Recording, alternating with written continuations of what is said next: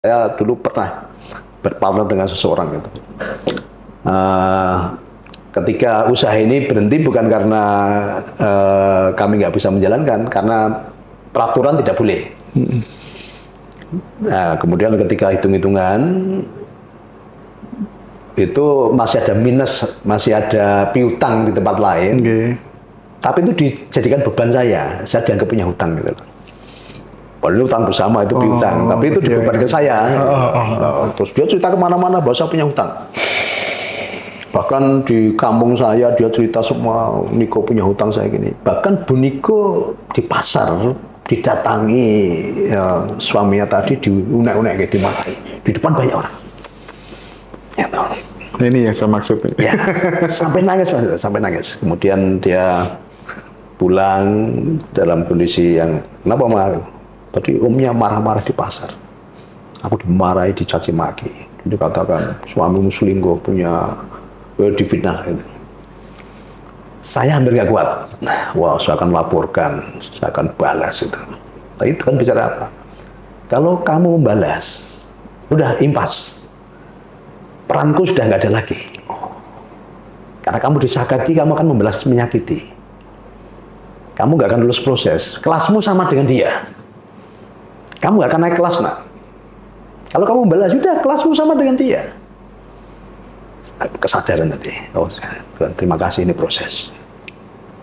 Oke, kemudian berjalannya waktu, saya hampir nggak kuat lagi ketika dia kalau minggu itu di depan gereja, di mana saya beribadah di situ. Semua orang yang keluar dari gereja diceritani. Ya, bahwa Niko punya hutang, Niko punya istri simpanan, bla bla bla bla itu. Dan sampai sekarang saya nggak pernah klarifikasi Mas Indra ke jemaat, bahkan dia pendeta saya nggak pernah klarifikasi. Tapi waktu itu saya hampir nggak kuat. Tuhan, aku udah nggak kuat, aku mau laporkan dia fitnah, pencemaran nama baik. Tapi itu nolong lagi. Nah ini proses, sudah mau selesai. Tapi kalau kamu lakukan itu membalas, kelasmu sama dengan dia, kamu gak akan naik level nanti. Kayaknya, Tuhan terima kasih. Aku nikmati proses ini, Tuhan. Itu tuh semacam suara dari dalam atau gimana sih? Jadi karena tadi saya sudah mengenali suara Tuhan tadi. Dialog tadi kan, di dalam diri kita ada dialog. Tuhan tuh selalu bicara dengan kita, cuma banyak orang tuh karena sering melanggar, sering mengabaikan tadi. Akhirnya jadi gak peka gitu. Maka nggak peka jadi pekal tadi kan. Nggak peka dari peka. Jadi Tuhan pun sampai sekarang tuh masih ngirim pesan ke kita, masih bicara dengan kita gitu.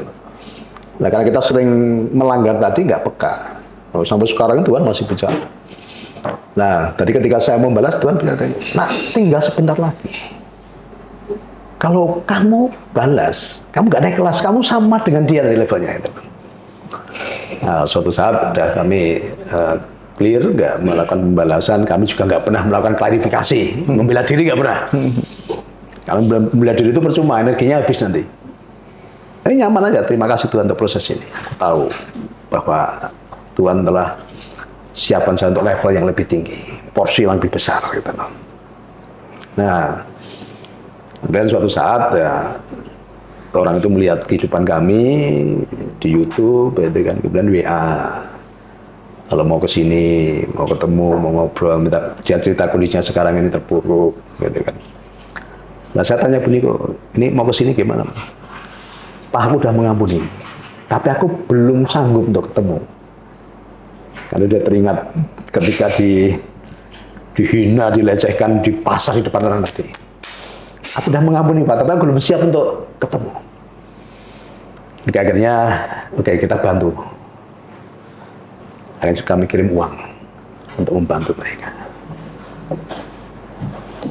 Walaupun saat itu kami sudah dihujat seperti itu ya ibaratnya ya. Dihujat, dilecehkan, difitnah.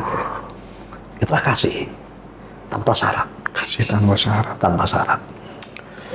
Ya kadang orang melihat Bos Niko sekarang enak ya, tanpa kemudian ya tidak hanya Bos Niko aja sih, orang-orang yang sudah settle di atas, kita lihat sekarang aja, ya, lihat prosesnya. Tanpa melihat prosesnya gitu, pedihnya gitu kan. Jadi proses tuh gini maksudnya, ini orang ini sebelum di tangan saya, sebelum diproses, orang taunya batu biasa. Bener.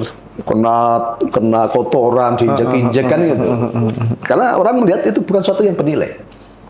Tapi dengan diproses, dipanasi 1000 derajat itu betapa sakitnya. Kemudian di gerindra, diamplas sampahnya paling kasar, kan sakit itu. Iya. Tapi ketika tahan proses, kan naik kelas. Yang tadinya diinjak-injak di bawah, kena kotoran, naik kelas kan. Naik kelas, tempatnya estalase. Dipakainya pun jari pun milih kan, jari manis kan. Iya. Yang terbaik dapat. Orang baru tahu bahwa, oh ternyata pribadi yang bernilai. Punya nilai yang. Nah, banyak orang tidak tahan proses tadi loh. Selalu menjadi saksi korban.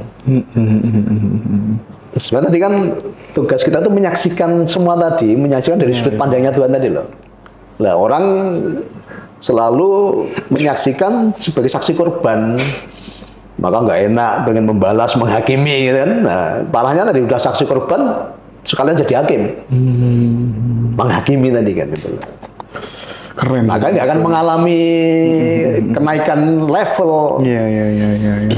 Yang Tuhan mau tuh, nah jadilah saksiku dari sudut pandang kebesaranku, nah gitu loh. Jangan dari sudut pandang kamu, yang kamu jadi saksi korban, kamu yang teraniaya, kamu yang terzolimi, kamu yang disakiti, kamu yang dipecundangi, kamu yang dirugikan, kamu yang ditipu. Ada saksi korban masih menghakimi kan, gara-gara si A, gara-gara si B kan itu kan. Iya. Ini yang membuat kehidupan gak nyaman itu. Maka selalu lihat dari sudut pandang kebesaran Tuhan. Saksi dari sudut pandang kebesaran Tuhan. Enak.